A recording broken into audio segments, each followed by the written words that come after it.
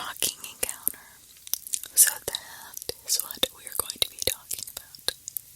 I've gone to different sites and just asked what investigators have found that are really creepy.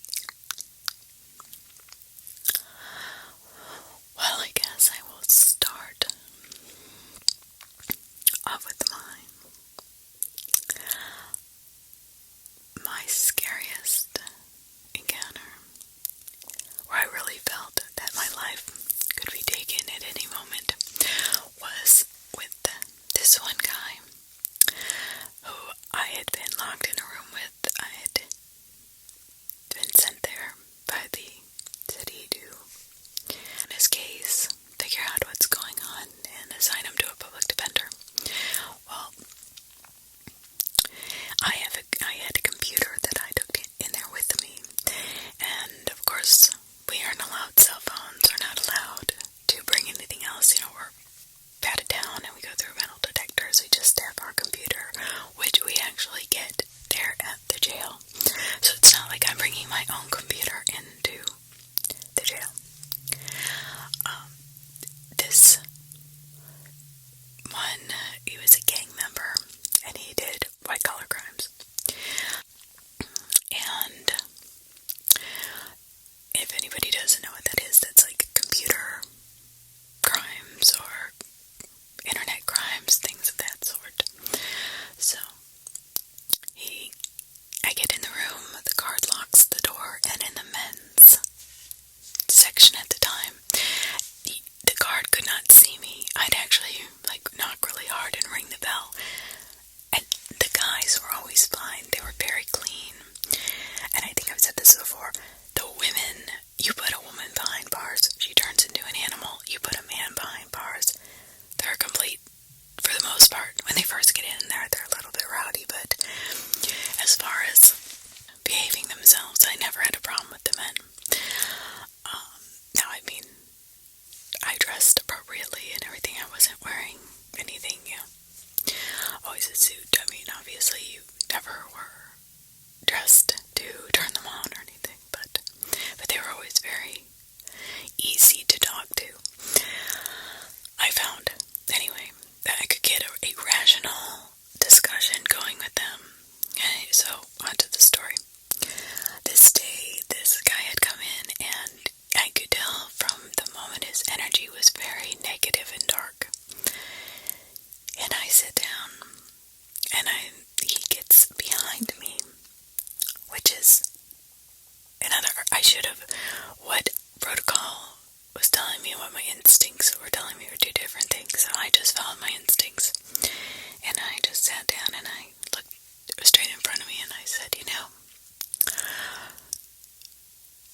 you may come sit beside me. I will not put anything down in here that you do not approve. You cannot touch the computer, but you may absolutely watch me.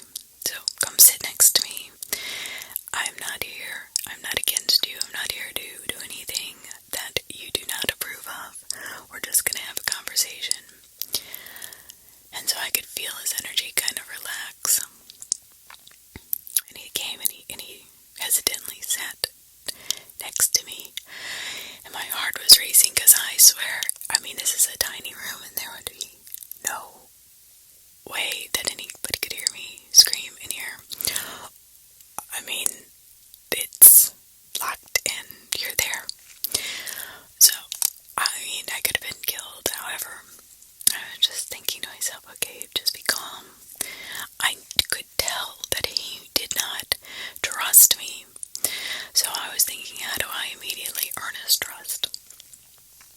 And I said, look, I know how it must feel, how it must look, that I'm going to sit and you're going to tell me things and I'm going to write down stuff that is not what you're saying and, twist everything up. I get that.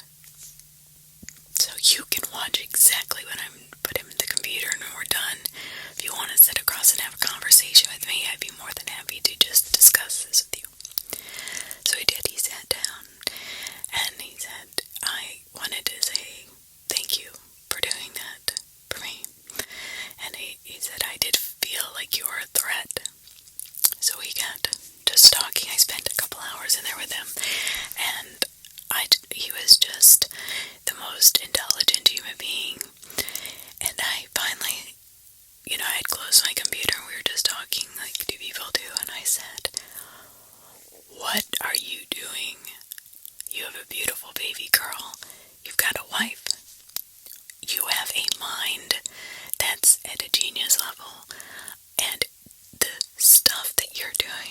was insanely difficult. I don't think the average person, I said, why don't you work for the CIA or the government to help them prevent crime? You'd make money and be legal. And he looked at me and he said, my dad was in this business, and he said, I started when I was very young, and I had a talent for computers, so he used it to his benefit. So I'm just like, wow, I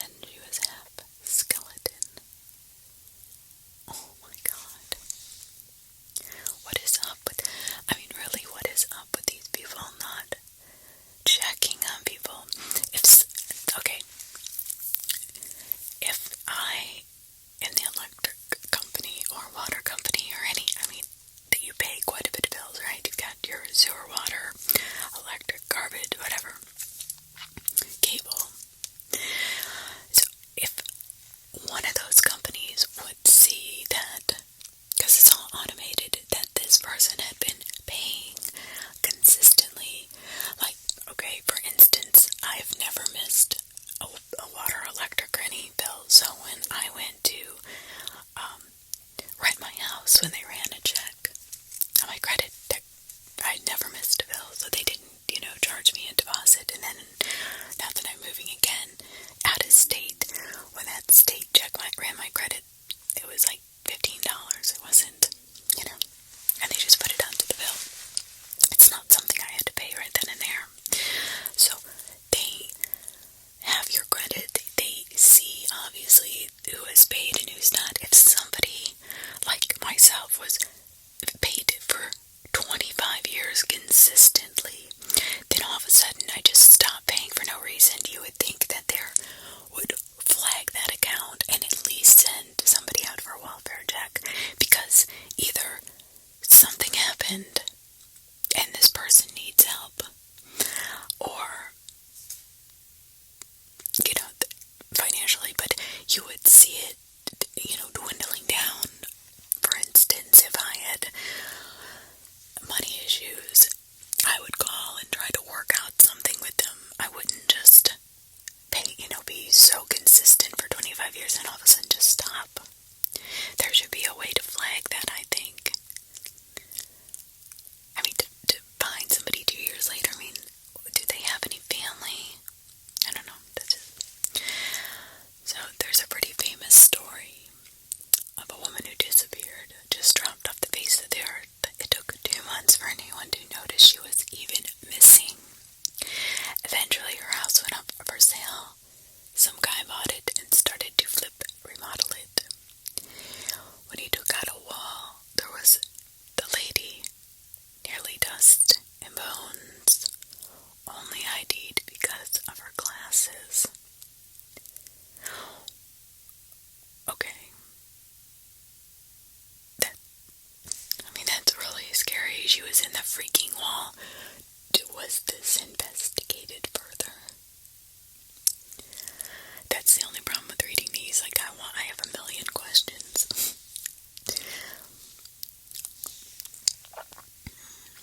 Is she the lady who fell down in between the walls from up in the attic or whatever into that 2-foot wide space? Oh, good. Okay, so she did fall. There's a picture and everything.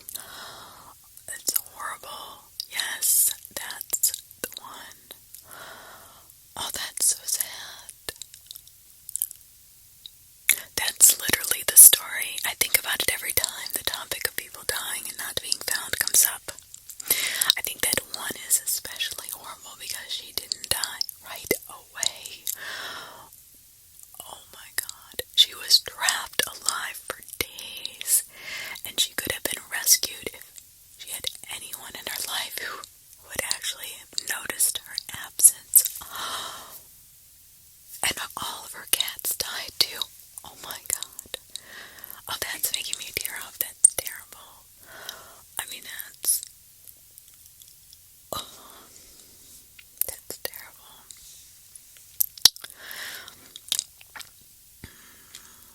So, on to the next. When I was badly addicted to opiates and had I distanced myself from everyone, unemployed, living alone with 3 kitties. This was my absolute fear.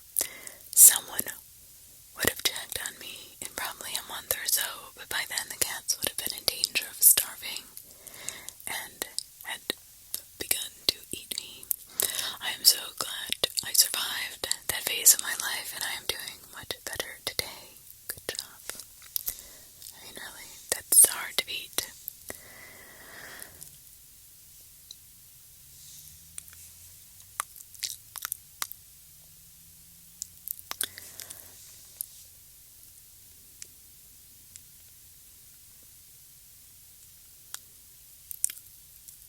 So if you do go and YouTube this or look for it, apparently the pictures are pretty disturbing. So Mr. Vallon, which I'm sure everybody knows about, he did a video on it if you want to check it out. Now he does blur out some of the photos, but you can go online and get where the photos are not blurred out, I'm sure. So there was a scandal recently here where the local equivalent of the IRS had seized a man's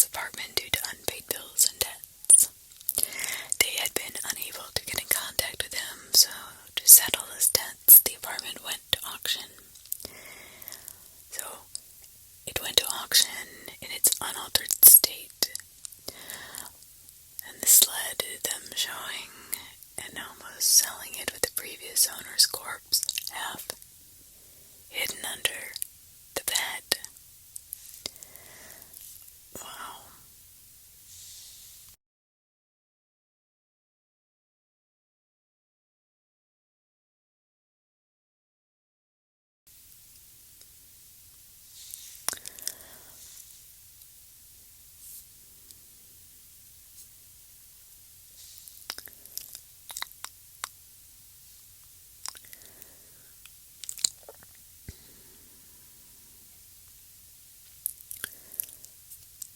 Everyone's just talking about how it's crazy that the power company will shut the power off but not go check on the people until they go into bankruptcy or they have to go and collect the money. That is sad. As a bank teller, I had a customer who would come see me twice a week to bring me flowers.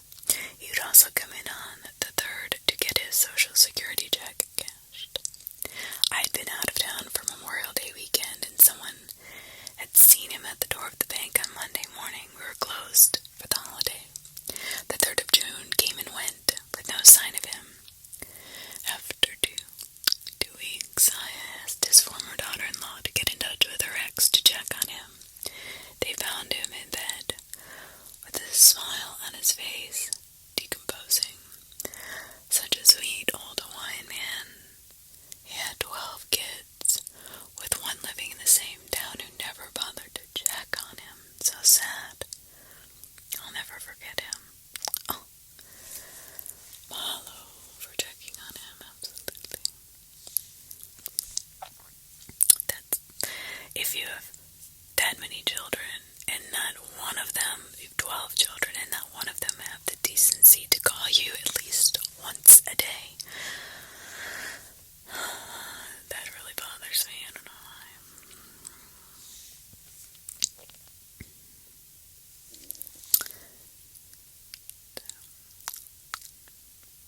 I guess this is kind of diverted to other things other than just detectives, but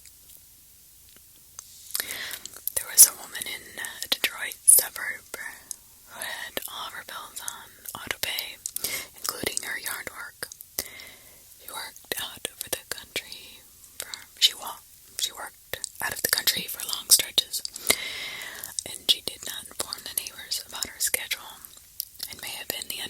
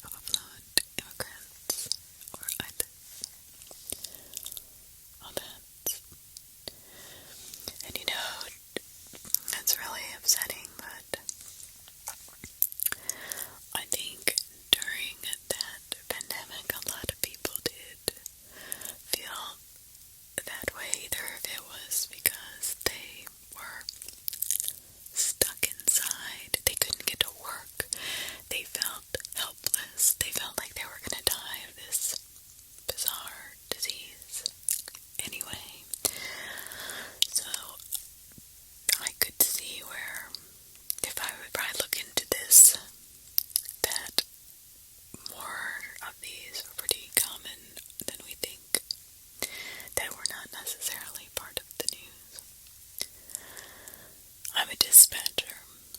Meanwhile, we get people calling in the welfare of their neighbors because they left their TV on all night.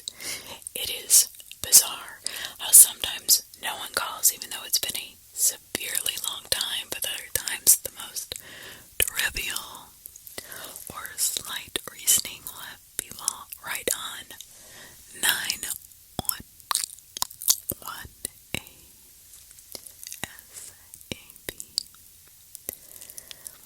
I can't see anything. I was off at college and my grandparents did not answer my call at 8 a.m.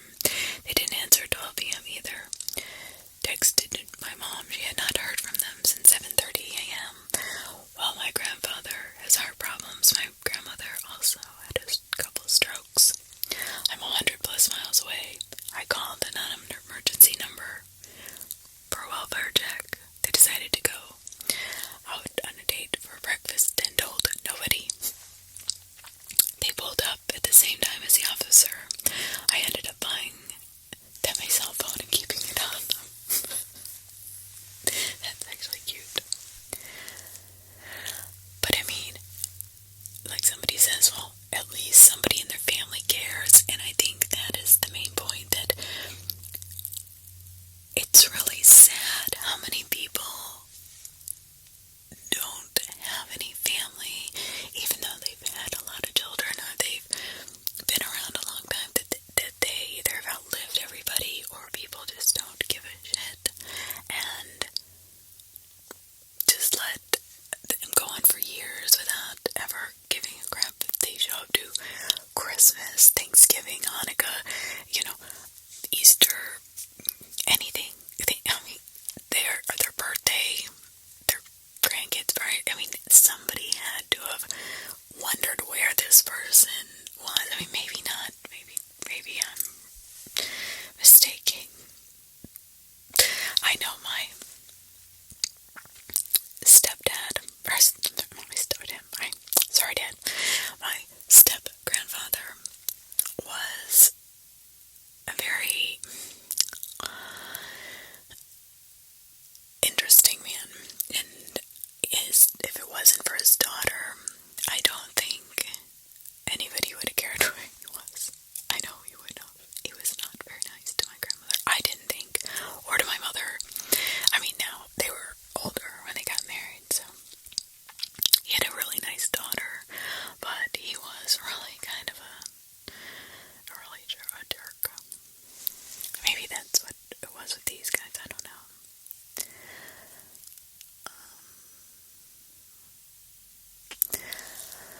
I called a non-emergency number to do a welfare check on an elderly neighbor. I hadn't seen her for a couple of days. When I tried to call her phone, there was a message saying the answering machine was full and could not take any more messages. The police went around that day and found she had gone up on her roof to try and fix her aerial, fallen off and fractured her spine. She recovered and eventually moved south there with her grown-up children. I felt like a busybody at the time, but I'm glad I checked. Yes, you saved her life. She fractured her spine. Yeah, she would have been laying there if you hadn't called for days, I'm sure, until she was dead. I live in a small town. Somewhat recently, the police blotter online made a post saying that the police were called because a woman could not find her one baking sheet and was convinced someone broke in and stole it. That was the only item that was missing. A few days later, police were called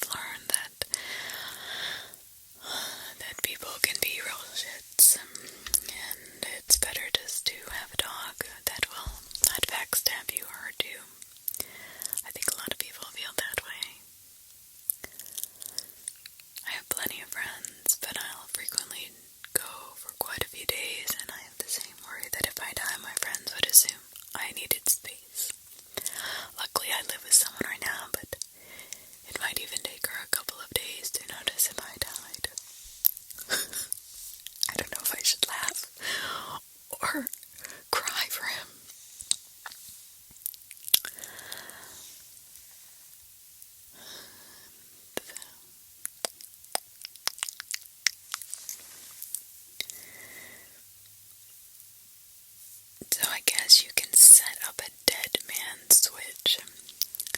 An email with a delayed delivery of 3 to 7 days from the current date. Make the title, please do offer check on me with emergency numbers. A call, blow, you first, your neighbor, your employer, your local law enforcement, for example, and pet information in the body. Set a reminder on your phone to advance the email delivery date the day before it's due to be sent. Address the email to all the people who can be trusted to make a call if they get the email. I could see where that might go really awry at some point if a lot of people did this and didn't know how to set it up correctly. Oh my gosh, can you imagine? I totally could see that becoming a very messed up situation. And please let me know if I'm off base here, but I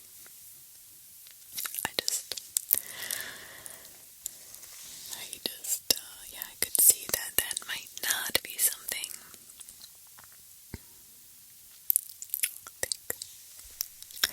I remember as a kid, my grandmother's neighbor had left their upstairs bedroom light on for a week, straight with the window wide open, and I remember my aunts were talking about it while we were sitting in the backyard.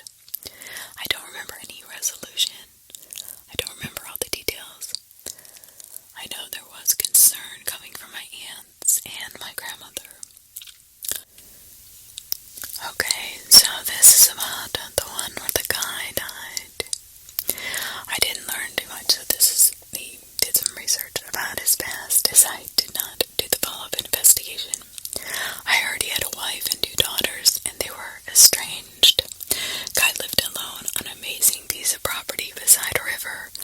I heard there was a bidding war for it afterwards. I work outside often enough, and I tend to notice lots of things, common occurrences because of this. I noticed my neighbor's house was on fire.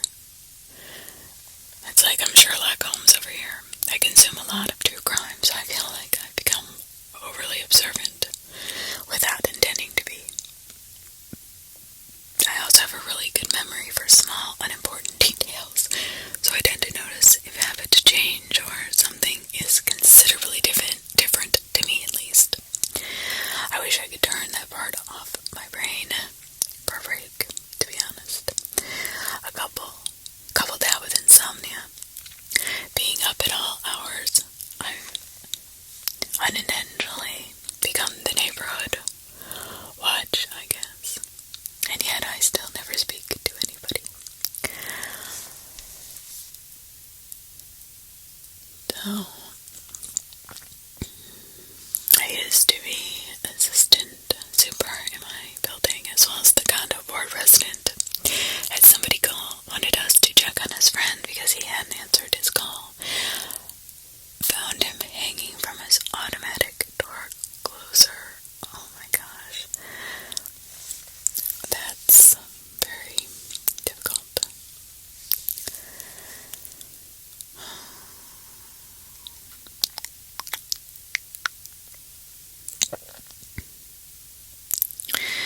This is why visiting nurses for the elderly is important. I used to work in a predominantly elderly disabled housing. A guy fell out of bed, hit his head on the bedside table, split his head wide open.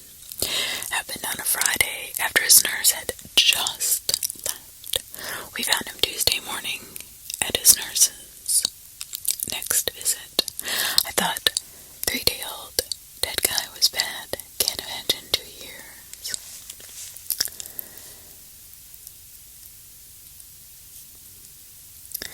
An internal affairs case at a prison I used to work at.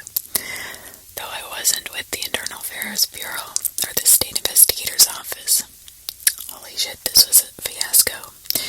In the segregation unit of the prison, there was a very eccentric sergeant who worked out constantly and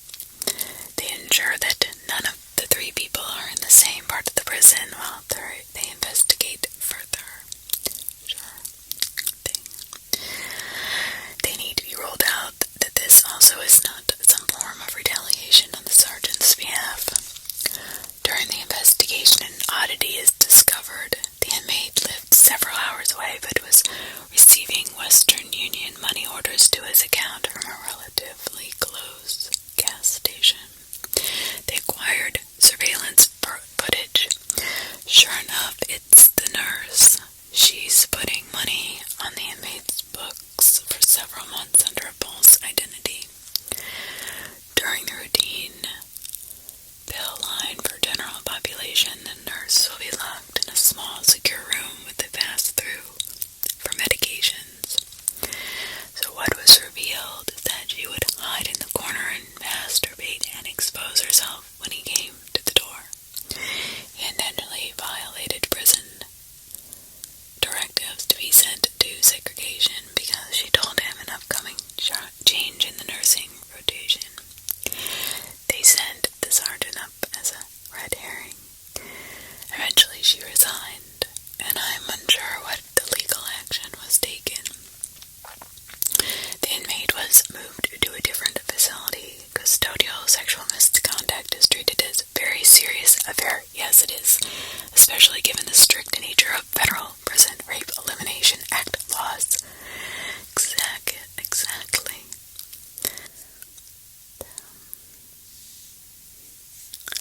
So the big scandal is that this nurse is giving money and sexual favors to a person that she is technically a custodian of.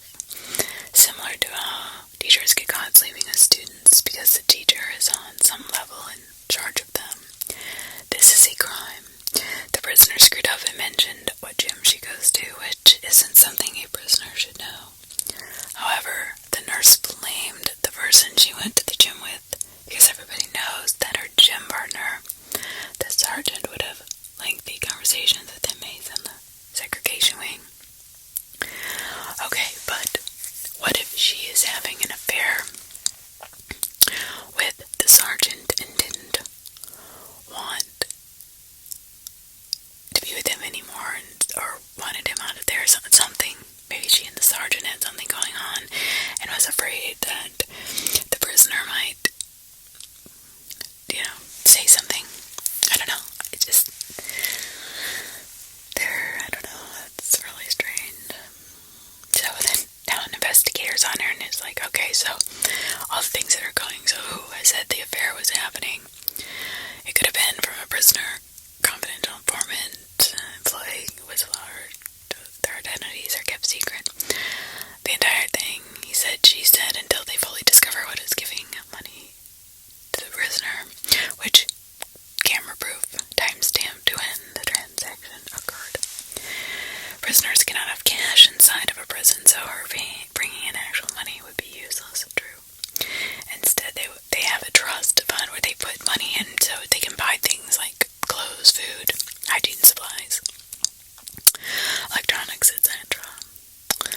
They were able to formally interview everyone, and the truth came to light. The only one person who really got impacted by this was the nurse who lost her career. But this is a crime. Why isn't she in jail? I don't know. I could go on and on about that all day. It really bothers me. I don't know.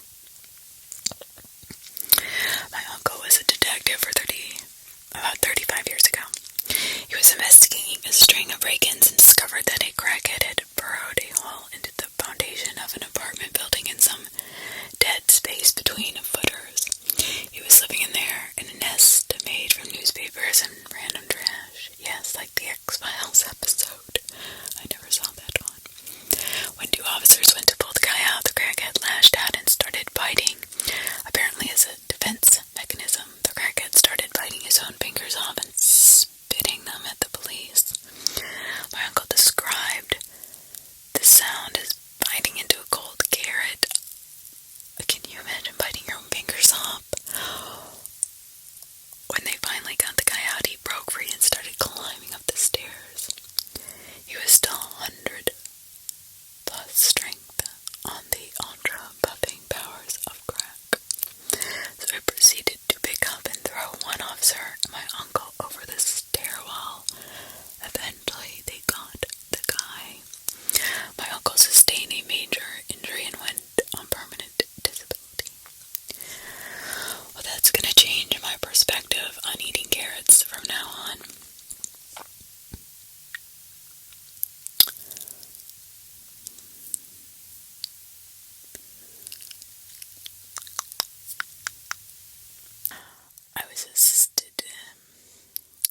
person who knew the most about technology.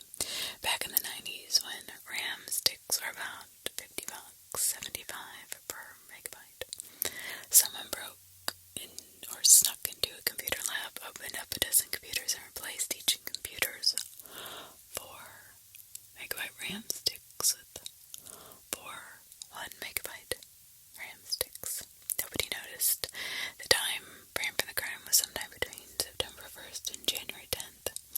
No video, no door keys, no suspects. That's interesting. I worked for a call center as a supervisor. There was no assisted seating. Turns out someone was desktoping and taking one of the 2 sticks of RAM out of each computer. No clue what they did with it, and they never caught the person. Weird part was, it was old-ass equipment, not really worth much anything if you were trying to resell it. Well, here's the thing. I don't know how much metal is in that. I can't remember. I mean, I would imagine some, but when the price of metal was high, maybe they were just melting them down and selling them somehow, or using them for something else, like, transporting drugs, and they didn't want to get caught buying a bunch. I don't know. That's like, all these questions are going to my head. Why would they want such antiquated electronics? But some companies are really stuck on antiquated platforms. They'd rather pay a big fortune for old hardware than pay even more to update the software. But I had a friend that sold a bunch of 486 machines, all that sold for a few hundred each to a manufacturing company. And I wonder what they did with it. Interesting. I wanted to say that this was DDR2 RAM, and we were just transitioning it to DDR4, being the current generation, if you want to call it that. The person was smart enough to leave one of the sticks in the machine to make sure they didn't stop working.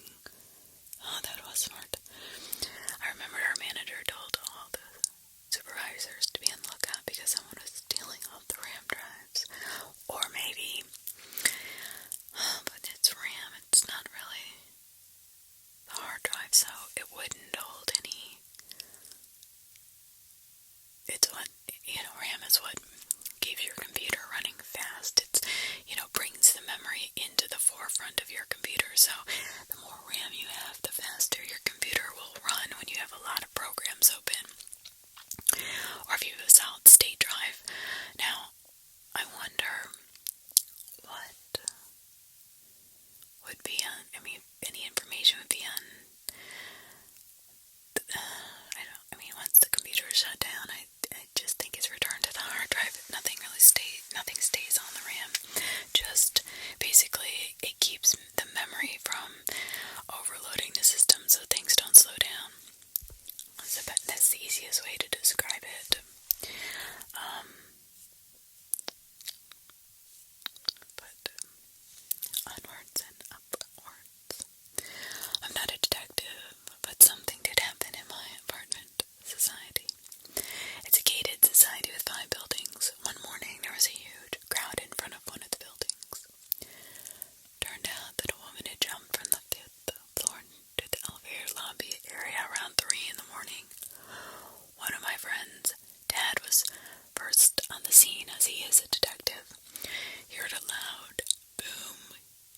She said, he said, the guy he was interviewing, he heard a loud boom sound around that time and went to check it out. Here's the thing that gets really shady. The woman is living with her husband and mother-in-law.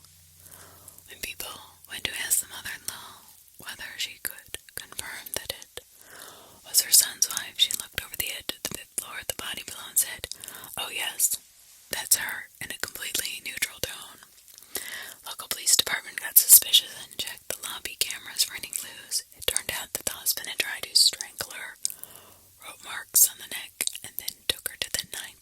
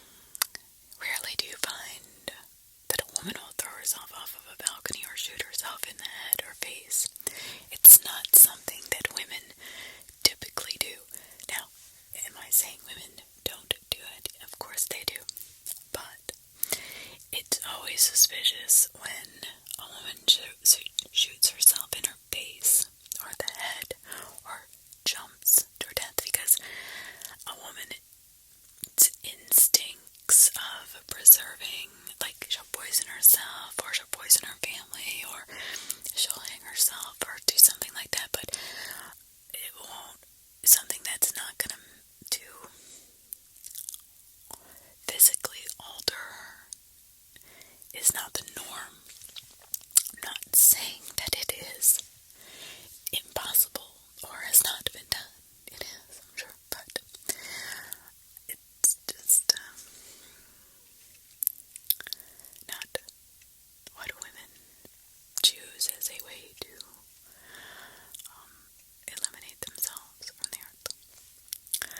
I was a field training officer training a new deputy for my department. We received a call about a lady who was stranded at a gas station. Essentially a check well-being call. My trainee and I responded to the gas station and made contact with the lady. She stated she was staying at a hotel nearby and did not need any assistance. My trainee spoke with her more, and she mentioned the government was after her and kind of went off into a weird conversation that did not make a whole lot of sense. On her car, she had a bunch of missing poster flyers of a man that went missing from California. I asked about the missing man, and she told me it was her husband. He went missing a year ago. She was on a mission to find him. Interesting. She mentioned she found body parts in her home in California. My trainee asked if that had been investigated, which she stated it had been by local police department. Out of curiosity, I asked her what kind of body parts she found in her home, and she stated human toes. This sparked my interest, and I asked her, where are they now? The woman looks at me in the eye and states, they're in my purse. Would you like to see them? In complete shock, I tell her, of course. I'm thinking to myself, there's no way this woman has human body parts in her purse.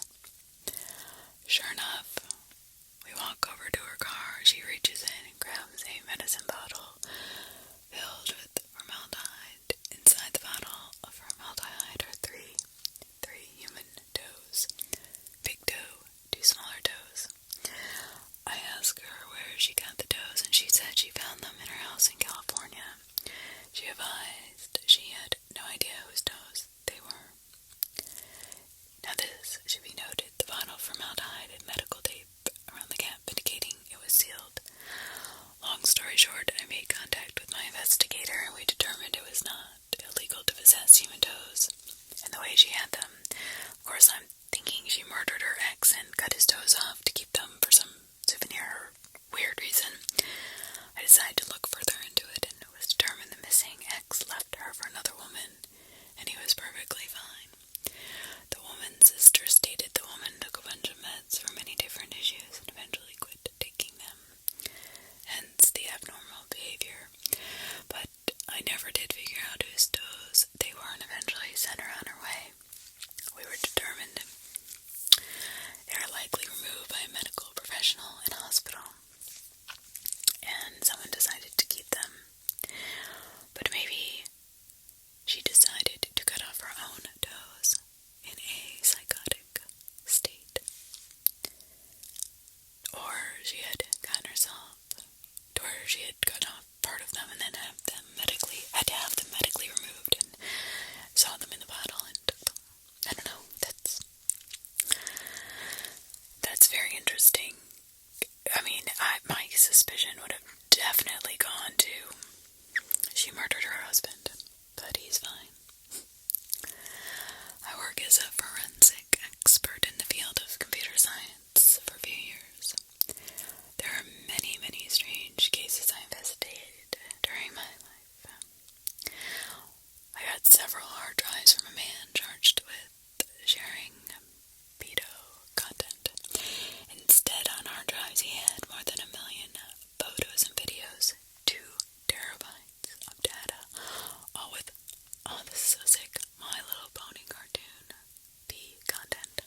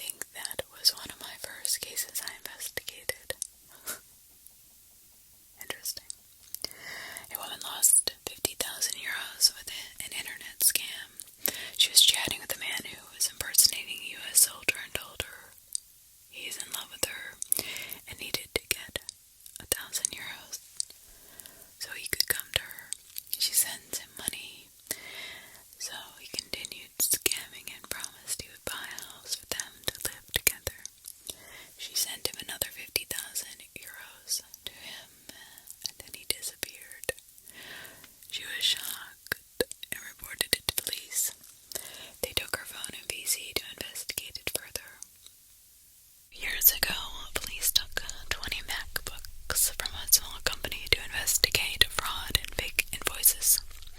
Unfortunately, they only took monitors. Oh my god, since they thought every stationary Mac is an iMac. When they returned a few days later to the company, there wasn't any PCs left. So the investigation was discontinued. Oh my gosh. That is honestly sad and hilarious at the same time. Well, I can't believe there wasn't a single person on the force that said, we need to get the hard drives. Because I have an iMac, I have a Mac, I love Macs. I have 2 old MacBook Pros, I have 2 new MacBook Pros. But iMacs and Mac monitors don't really look all much that alike. They have an on button in the back, they've got, or maybe they do, but they have ports and stuff where the ports are usually, they are on some of the monitors, but that's really interesting. Why would they, if they have towers, they had to remove, if a monitor is connected to a tower, you'd have to physically remove it from that tower. Somebody had to have thought, gee, maybe this is the important part, because on an iMac you just unplug it from the wall. That's all you do. Everything's in the computer. But a monitor is connected to a tower. Whether it has ports or not, it doesn't matter. It's still connected to something bigger. That should have indicated, gee, this isn't like all the other ones. I don't know. That's just kind of my thought process. As the person who received these computers, I would have been like, and you didn't have to disconnect them from something larger. Well, yeah, but we thought, what did you think they were for? Really? I don't know. Maybe they weren't connected. I doubt that. But I don't know. My grandfather was a detective. He said there was a time he was investigating a murder case. The husband was being questioned for why he strangled his wife to death.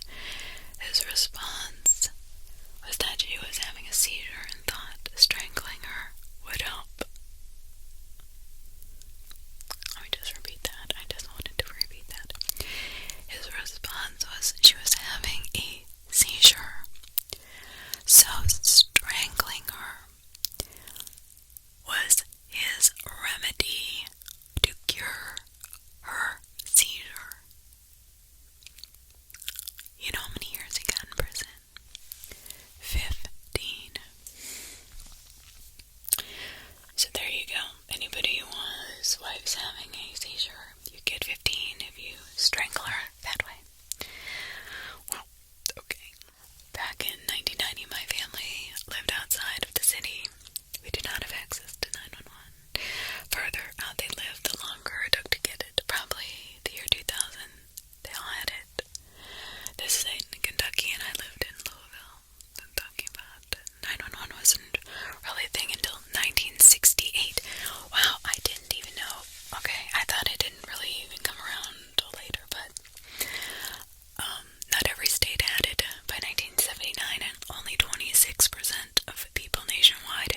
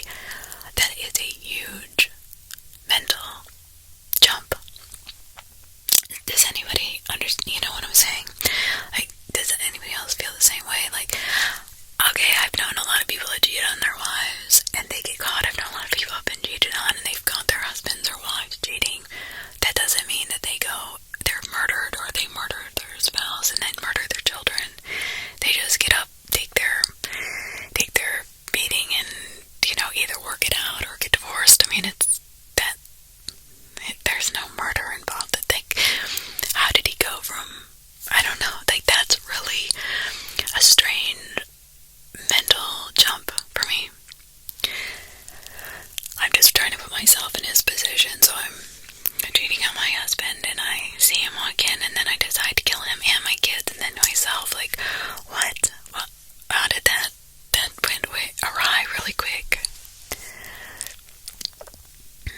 I mean, I ever heard about, and I kind of understand this better, that a man or a woman doesn't want to lose their family, and I've heard with their, they've killed all of them because they didn't want to lose them. Okay, well, that's different. But the guy he was the one choosing to have an affair, so he had to have thought at some point he would be caught. Was his next step of action to just murder his whole family and then himself? Was it that good? That's a really big mental jump for me. I don't know. I just can't imagine, killing my children over some person I'm dating or my wife or husband. Maybe he was a terrible parent, this person, that's true.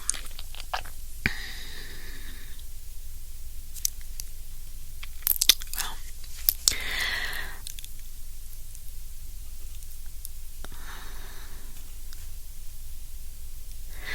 I had sleepless nights of guilt when my son was about 6. He was playing games and knew that what he was doing, so I sent him to bed without reading.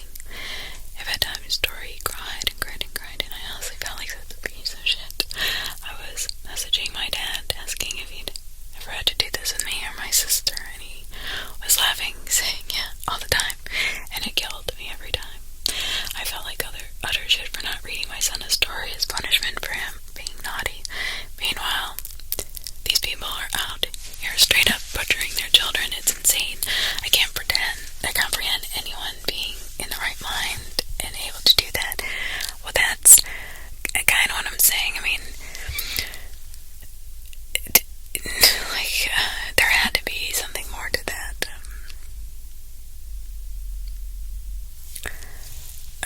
I don't know. They're called family annihilators. The technical term for this kind of crime tend to be extreme narcissists with abusive, radical senses of ownership of their families. They view it as their right to commit violence against their families, either as part of a suicide because they're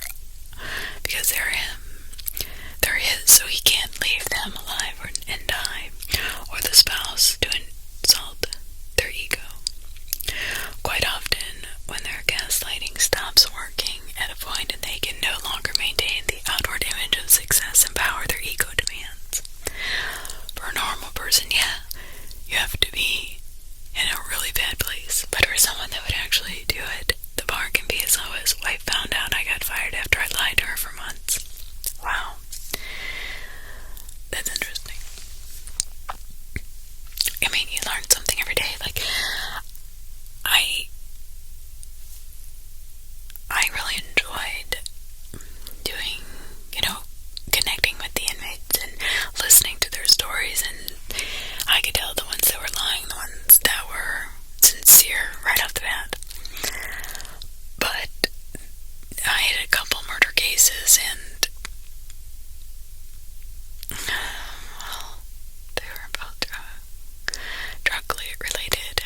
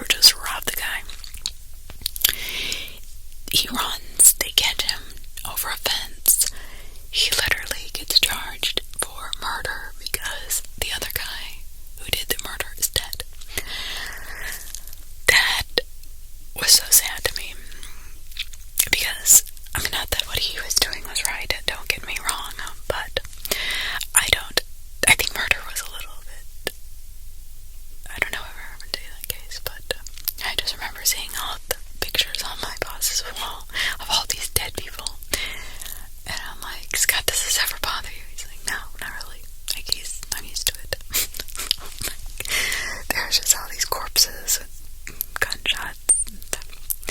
Dude, I mean, this gunshot in this guy's in the front looked like a tiny little, wound, but in the back was a gaping hole, probably 5 or 6 inches in diameter at least. I mean, it was just this huge hole that was blown out. This guy was a big city cop and told that I went hunting with. He told the story of the first murder case he ever worked. A man stabbed in the neck with a screwdriver, pulls it out, makes a statement to a cop, bleeds out because he nicked the artery pulling the screwdriver out. They pick up the suspect. I can't remember if she was a roommate or knew his roommate. She does not know he's dead and tells the cop she stabbed him in the neck because he wouldn't share his watermelon with her. What? Case closed. Never pull a knife or anything out. It can do more damage. I mean, was she charged for his death, or was he, because he's the one who killed himself? If he would have just left it in, he would have been fine.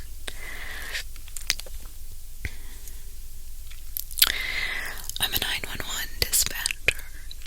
One of the strangest calls I've ever encountered was spooky. I was working the DAC radio one night in Broward County, Florida, of course, at around 3 a.m. about 5 years ago. An 18-wheeler slammed directly into a box truck as it was getting off an exit on the highway. Now, this particular stretch of highway was very barren. The box truck damn near exploded and the 18-wheeler dropped it to nap.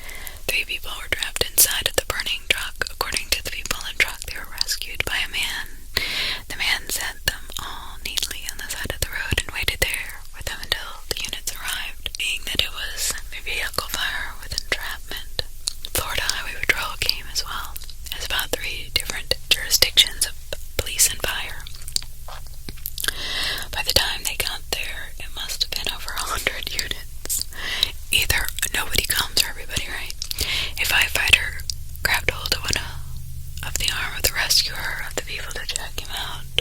But when the firefighter turned around, the guy was gone. He vanished. We even had half of the units searching for him in case he was injured. No one ever saw that man again. Every time I tell this story, I get mediocre reaction, but I'm telling you, yeah, that's spooky. Like the guy was a ghost or spirit who rescued those people. Why does everybody think that's like nuts, freaking crazy? They had 100 different units there, and nobody could find this guy that was in the reach of this firefighter, and he grabbed his arm and then turned around and disappeared. Nobody finds that spooky. That's freaking spooky. The firefighter grabbed his arm and he turned around and the guy's gone, and they would have literally been there. No, I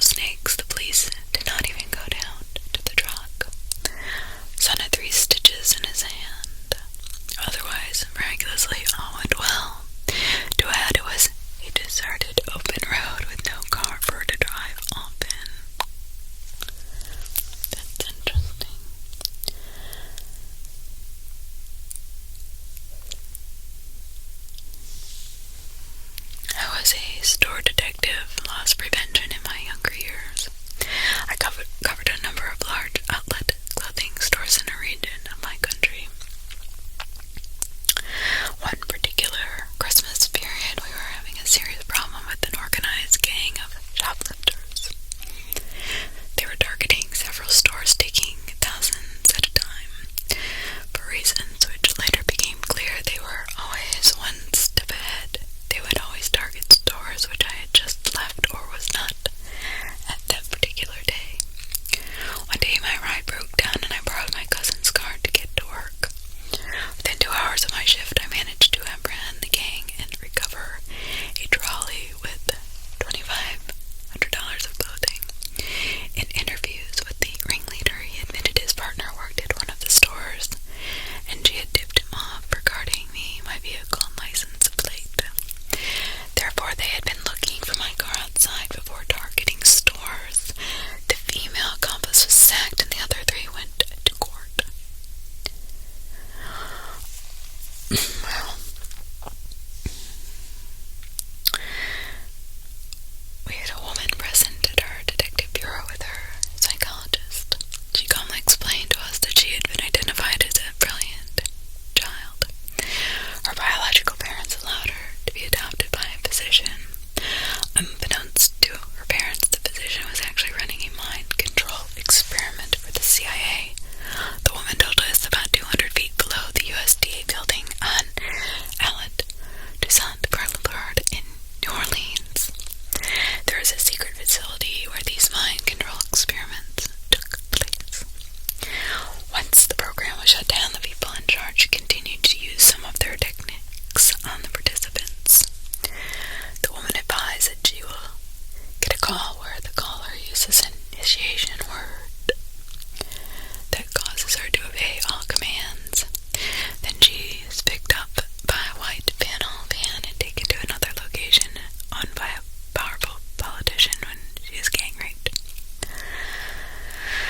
We wrote her off as a kook, but a supervisor told us to look into the case. She was telling the truth. Spent several days sitting surveillance on her house without her knowledge. Finally, she calls and says that the previous day she had been taken from the residence. When confronted about detectives sitting on her street during the alleged abduction, she told us that they used mind control lasers to make it possible for us to see them. We immediately went back to work. Real cases that didn't involve the CIA or mind control lasers. But why? My question is, why would their supervisor find that was true if some part of that was not true? You know what I mean? Like, as if they had called her to tell the police that, that happened to her while they were sitting there, knowing that they were sitting there. I mean, if it's the government or CIA, they're going to know what happens at all times. So she could have just been lying about it and make up stuff that they told her to make up just to make her look crazy. I'm not saying that this is true by any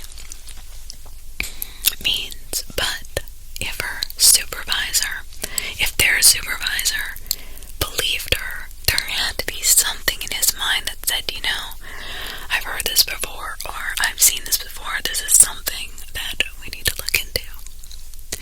Right? I mean, why? Who wastes their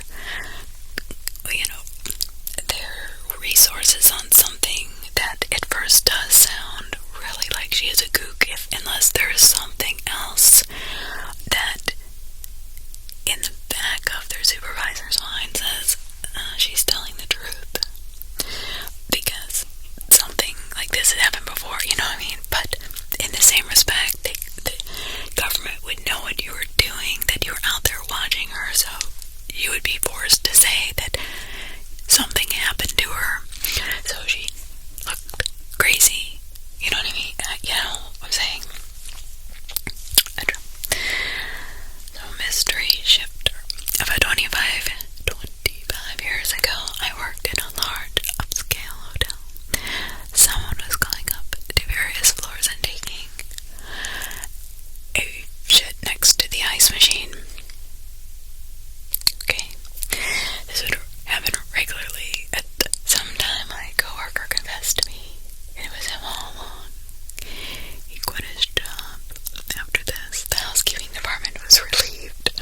saw him again at a local pool. He was boasting about how someone left their van unlocked.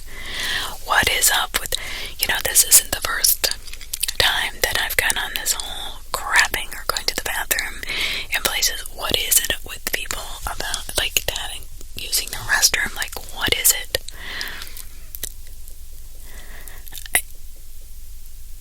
I don't understand.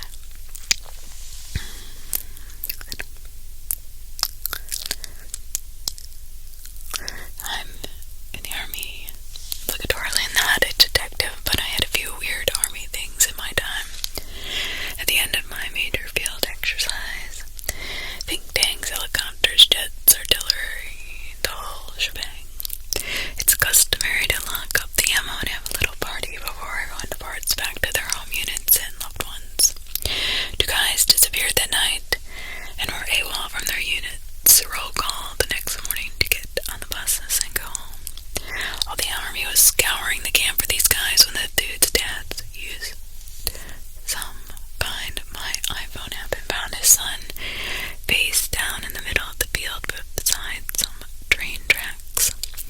Almost an hour's drive away from the training area, alive but unconscious. Later we find the second dude was in the custody of municipal police from a city 3 hours away. Apparently these guys decided they wanted out of the training area right then, jumped a fence, and trained hoboed on a nearby track.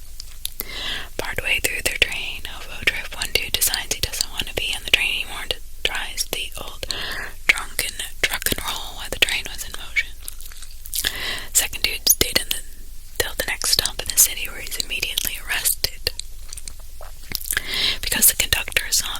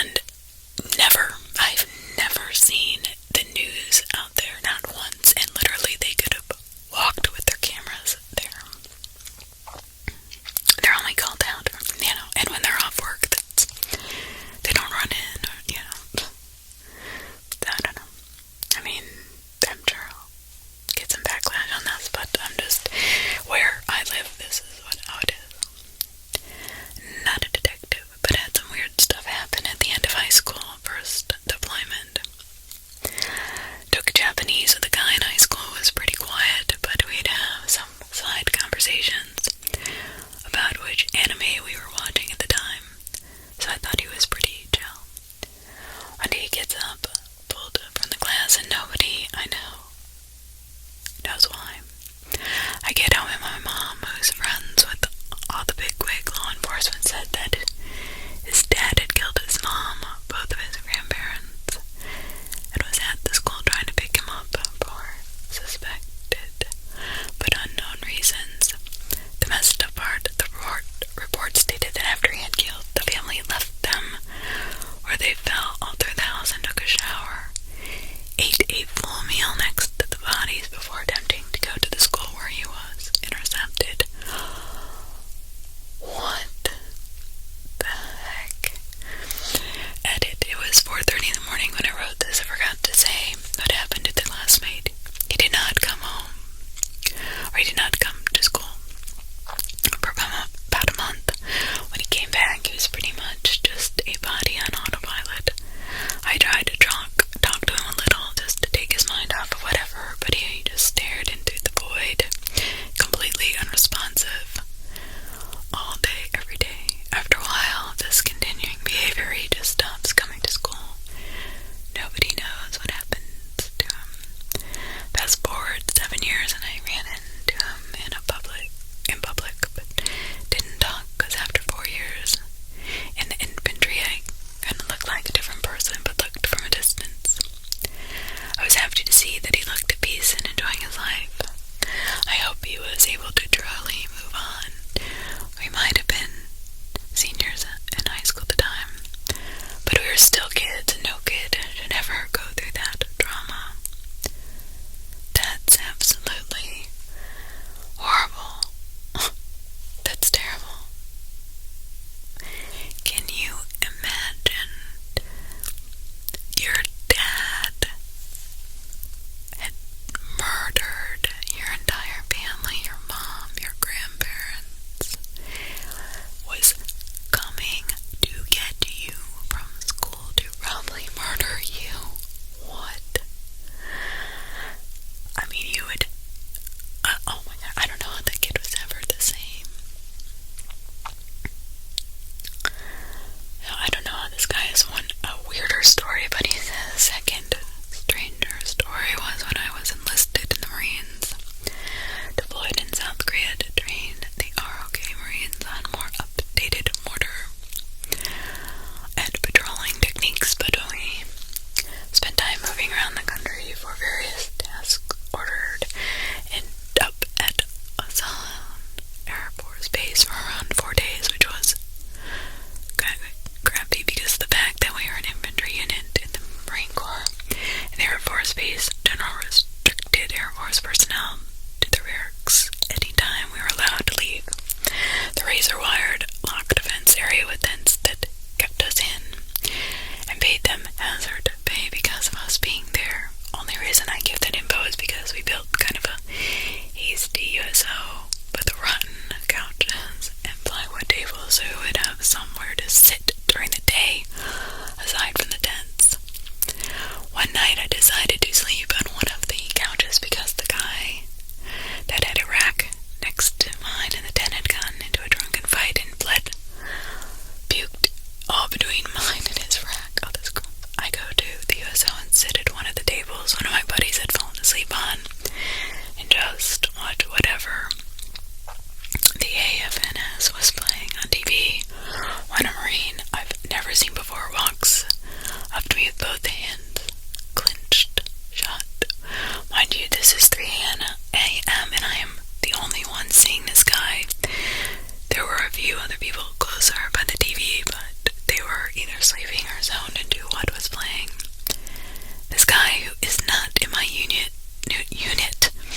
which was supposed to be the only Marine unit there, starts saying, "I can't help what happens, but no matter what, you will always be my friend." I never said anything to this guy because I'm too busy trying to plan out how I'm going to come out on top when I ultimately have to fight this psychopath to death. He keeps repeating this all along with similar things like, I don't want to hurt him, but sometimes we do these things to our friends. I see his hands start to move. I get up, go ahead and look for my opening to start doing God's work, at which point he opens his hands like Morpheus does when he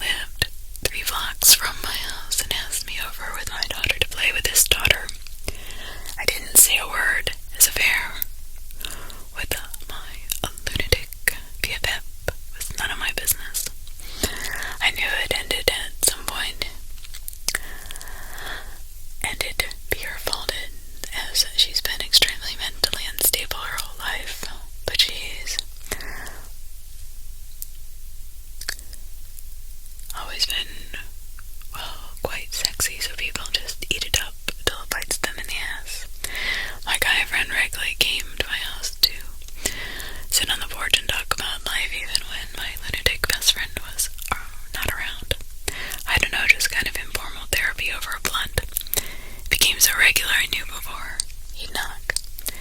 He was also military and did 2 tours in Iraq. Time was just built into his being at this point.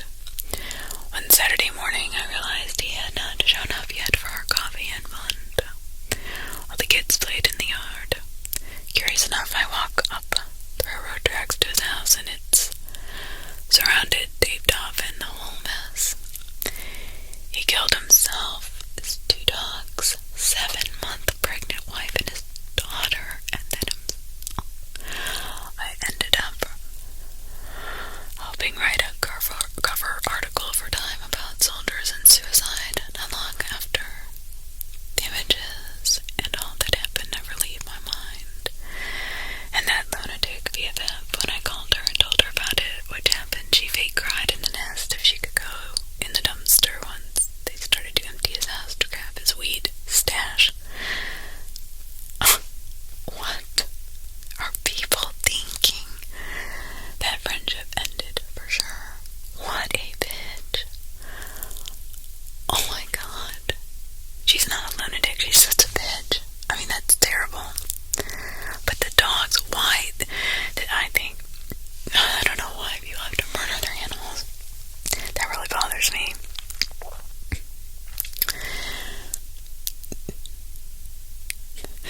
Before reading this thread, I'm anticipating 98% of responses beginning with, not a detective, but your intuition is flawless. Perhaps it's that you are a true detective. Well, because here's the thing.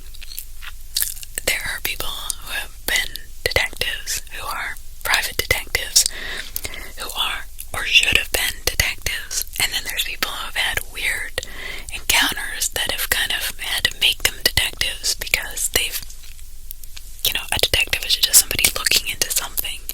It really, now there's homicide detectives. This thread didn't say that. I was just curious as to the detective in anybody, because we all have, well, not all of us, I shouldn't say that. My dad, I don't think he could, he comes to me if he wants something looked into.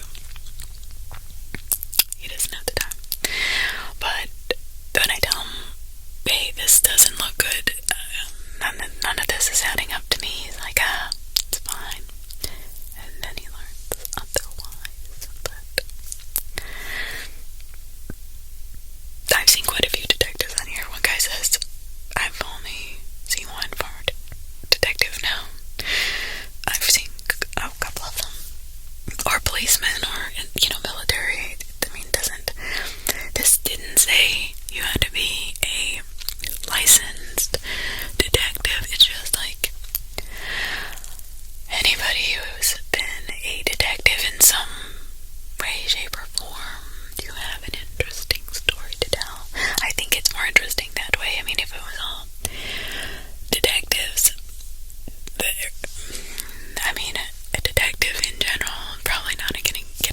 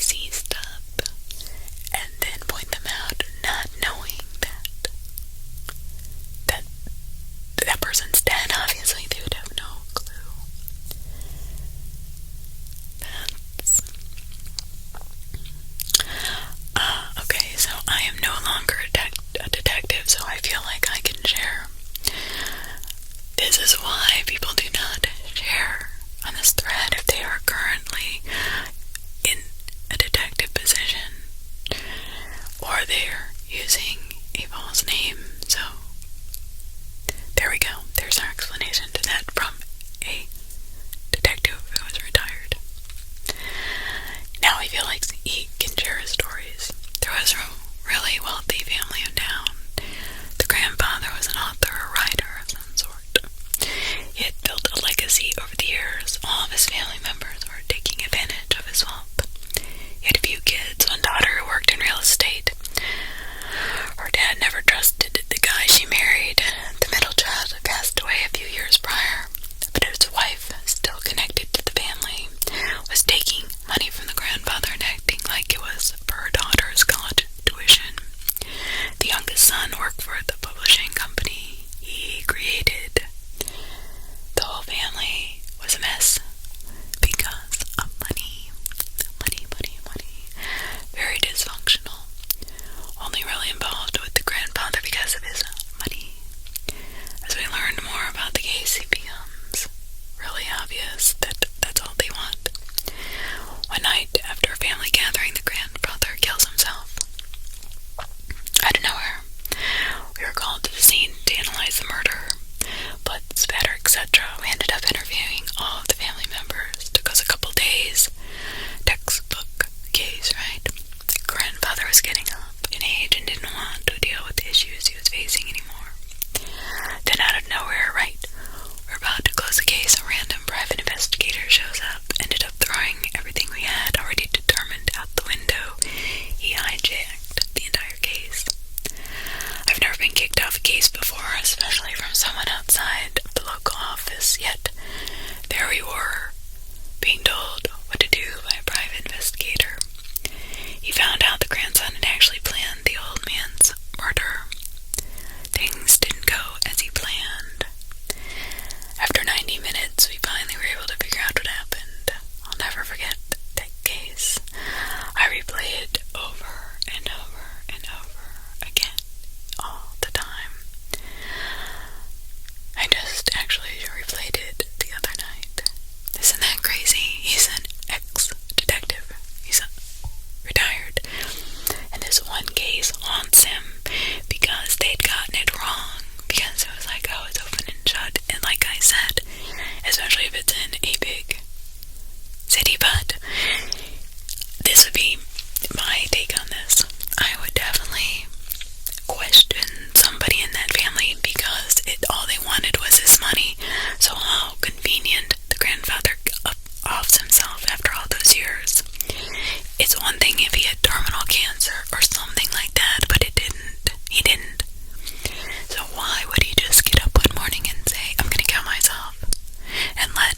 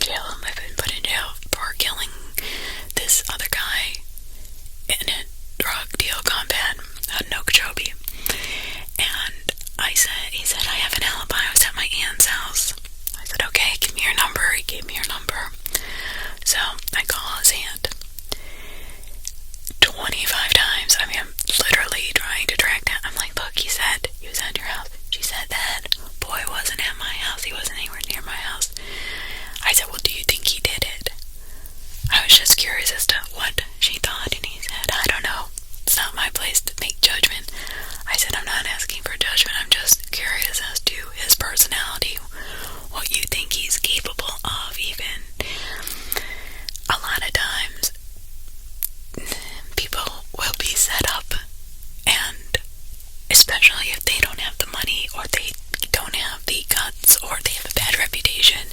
They're an easy target to set up by somebody else. So my first question is kind of their whole, who are they?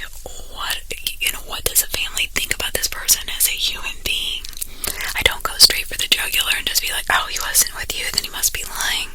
Because he could have very well been at his aunt's house, but his aunt, knowing, she didn't want to get involved, maybe she had kids, maybe she didn't want anything to do with it, because maybe she was involved, who knew? Who knows, I don't know. But you never, I think working there made me very skeptical. Like, I'm always questioning, is that the truth? Is that really the truth? Because 9 times out of 10, it is not the whole truth. If somebody tells you something, even if you can prove it, it's still not quite what it appears. And I don't know if other investigators have found this to be true, but I have found this even in just people in general, and situations in general. It's not as things appear. The worse the crime, the worse the criminal. I mean, let's say they're a career criminal, and they've been getting away with it, and now they know they're stuck in they're cornered. You'd be surprised the lengths they will go to get out of it. I'm just saying, it's not always like that, but you always have to be careful. What do you take for face value? I always wanted to continue on with being a detective, but I just didn't make enough money for the hours I was working. It was crazy. But I enjoyed it. I really did. I really did enjoy it. I mean, I would even take stuff home. This one guy, he swore he was set up, that it wasn't him. And you know what? I watched it. It was a 2-hour tape of he and this detective, undercover, and the entire time you couldn't see his face until the very last few minutes. And I said, if you didn't have that tattoo on your face, I could have never proved it. They could have never proved it was you.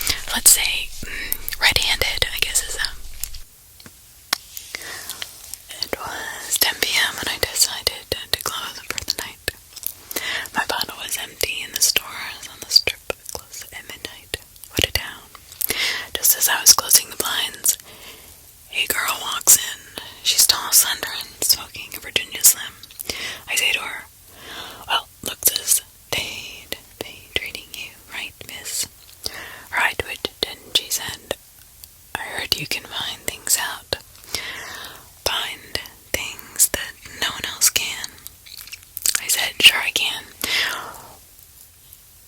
That's what a PID is. And that's why it's written on my door. Alright, what do you need finding? She looks at me. It's not what to do. My cat went missing about the same time as that man sleeping in my bed. If I find that man, you bring me that cat and I'll pay you twice the fee. There's no need for that. My standard fee is $50 an hour with a retainer of $2,500. Cover expenses my first week at work. I'll pay you $5,000 after you bring me Kitty, but I won't pay you anything until you finish the job.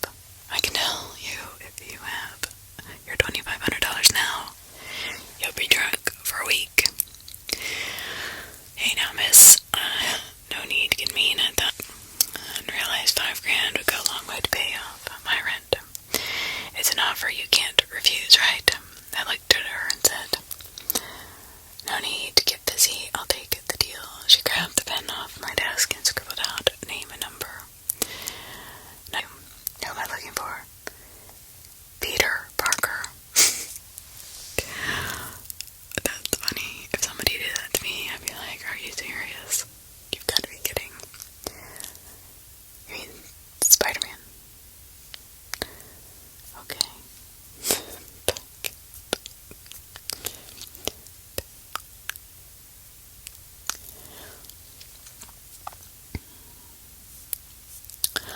Michigan woman's auto payments hit her death for 5 years. So, how did that happen? When was this posted? What year? 2014. So over years, payments went out of a woman's bank account to pay her bills. Nobody even batted an eye. Life went on as normal in the quiet neighborhood in Michigan. Neighbors didn't notice anything unusual. Again, this woman traveled a lot, the same as the woman in Detroit. One of them mowed her grass to keep things looking tidy, but at some point her bank account ran dry. The bills stopped being paid. After its warnings, when unanswered, the bank holding the mortgage foreclosed on the house. A common occurrence in a region hit hard by economic woes. Nobody noticed what happened inside the house. Nobody cared, or wondered out loud what now became of the owner. Not until this week when a worker sent by the bank to repair a hole in the roof made a grisly discovery. The woman's mummified body